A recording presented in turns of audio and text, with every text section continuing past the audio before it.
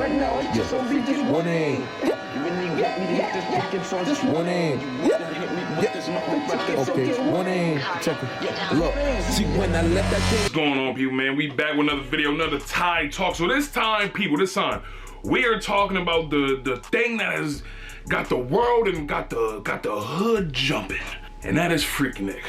So people, for some of y'all that don't know, Freaknik was well, the main thing of Freaknik that people know about is back in the days, like the mid-90s, early mid-90s, black college students would go down to Atlanta, Georgia for their spring break, and it would be a whole ball and just people turning up and just wildness happening. But this time, people, I want to talk about Freaknik. I was born in '97. I don't know enough about Freaknik. Well, I just watch documentaries, but the documentary series is coming out in 2024, I believe.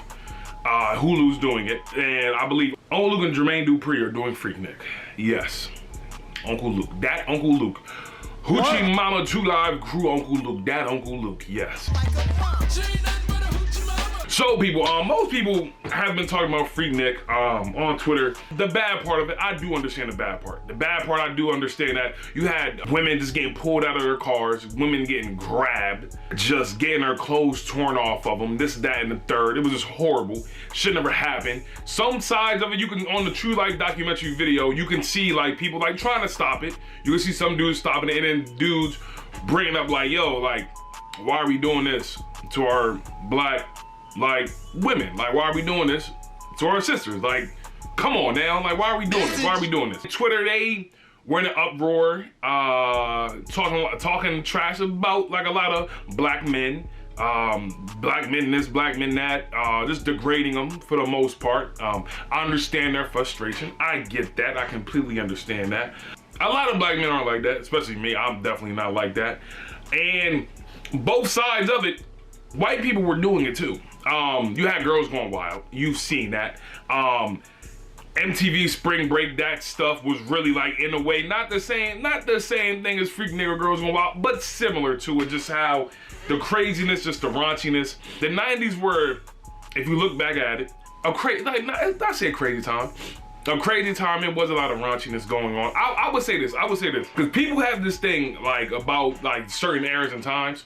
Every era in time, I'm gonna keep it PG. Every era in time, like the 40s, the 50s, the 60s, the 70s, the 80s, way back, BC days, AD day, like all that. Even now today, raunchiness has been going on. Some of it is just undercover. Some of it is just blown out there. But raunchiness is in every era. Some of it is over the top, maybe, that you just see because of the media. I think the 90s, that is the reason why, because the media was first coming up, so you just seen a lot of like sex sale stuff. Like, for example, I'm wearing a WWE shirt. WWE back then had a bra and panties match. Bruh. That's literally what it was. Just raunchiness. That's what, like, in the 90s era, you could just see it just exploding. And all right, back to Freaknik. So Freaknik first started as a time, just a small little gathering of black students just going to a park, and I think in Georgia, in Atlanta, Georgia, just going to a park celebrating the spring break. And then that's when, after year after year, just blew up. More people came. And in the 90s, that's when it blew up.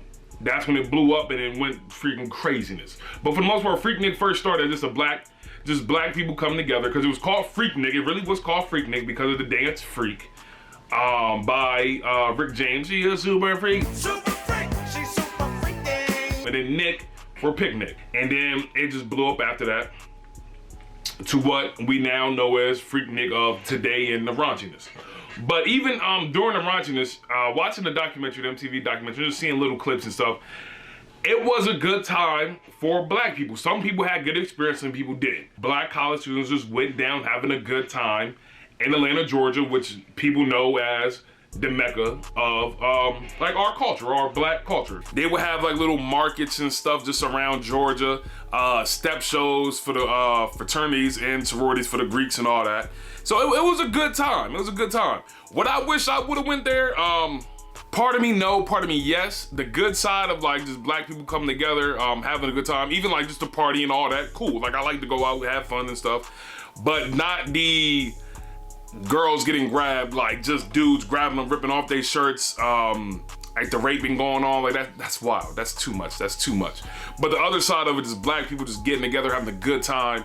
That part, cool with. And in some parts, they talked about how Atlanta, the city, turned a blind eye to everything going on because the money that Freaknik was giving them. Like they were making, I think, over like $15 million just for that week. And like it was so many people there that on traffic, like in traffic, they would just stop traffic and people would just get out their car and just have parties right there in the middle of traffic or even on the highway. That's how bad it was. I would compare Freaknik in like a today's society, not the raunchiness of it, but I would say, I mean, I never went to it, but Miami, like Miami spring break. Because a lot of kids now go straight to Miami for spring break.